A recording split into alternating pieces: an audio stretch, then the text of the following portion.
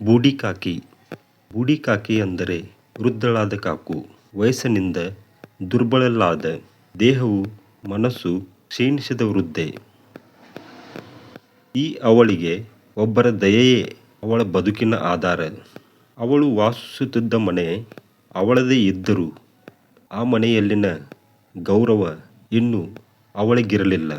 ಮನೆಯ ಜವಾಬ್ದಾರಿ ಅವಳ ಸಂಬಂಧಿಯಾದ ಬುದ್ಧಿರಾಮನ ಕೈಯಲ್ಲಿತ್ತು. ವೃದ್ಧ ಕಾಕಿಗೆ ಹಸಿವು ತೀವ್ರವಾಗುತ್ತಿತ್ತು. ಆದರೆ ಯಾರೂ ಅವಳ ಕಡೆ ಗಮನ ಕೊಡಲಿಲ್ಲ.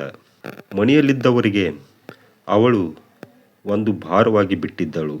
ಆ ದಿನ ಮನೆಯಲ್ಲಿ ಭೋಜನ ಸಿದ್ಧವಾಗುತ್ತಿತ್ತು. ಸುವಾಸನೆಯು ಮನೆಯೆಲ್ಲ ಹರಡಿತು.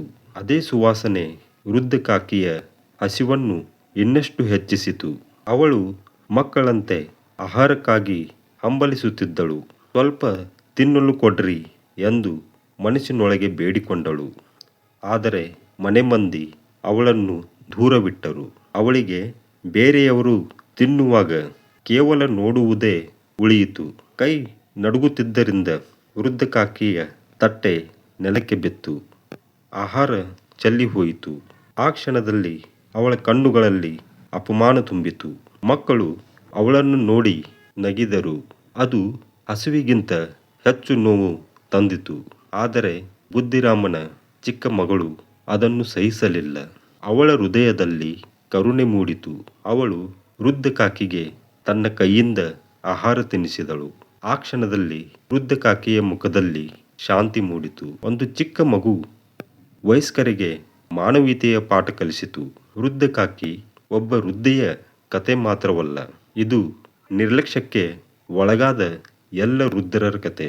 ಕರುಣೆ ಇಲ್ಲದ ಮನೆ ಗೋಡೆಗಳಿದ್ದರೂ ಹೃದಯವಿಲ್ಲದ ಮನೆ ಆಗುತ್ತದೆ. ಈ ಕತೆ ಮುನ್ಸಿ ಪ್ರೇಮಚಂದ್ ಅವರ ಸಾಹಿತ್ಯದಿಂದ ಪ್ರೇರಿತವಾಗಿದೆ. ಶಿಕ್ಷಣ ಮತ್ತು ಕತೆ ಹೇಳುವ ಉದ್ದೇಶಕ್ಕಾಗಿ ನನ್ನ ಸ್ವಂತ ಧ್ವನಿ ಮತ್ತು ಪದಗಳಲ್ಲಿ ಪ್ರಸ್ತುತಪಡಿಸಲಾಗಿದೆ. ತಮಗೆ ಇಷ್ಟವಾದರೆ ಮುನ್ಸಿ ಪ್ರೇಮಚಂದ್ರ ಅವರ ಕತೆಗಳನ್ನು ಇನ್ನಷ್ಟು ಹೆಚ್ಚಿನ ಸಂಖ್ಯೆಯಲ್ಲಿ ನಿಮ್ಮ ಮುಂದೆ ಪ್ರಸ್ತುತಪಡಿಸಲಾಗುವುದು. ಲೇಖಕರು ಮುನ್ಸಿ ಪ್ರೇಮಚಂದ್, ಧ್ವನಿ ಶಿವಕುಮಾರ್ ಕುಂಬಳಾಳೆ.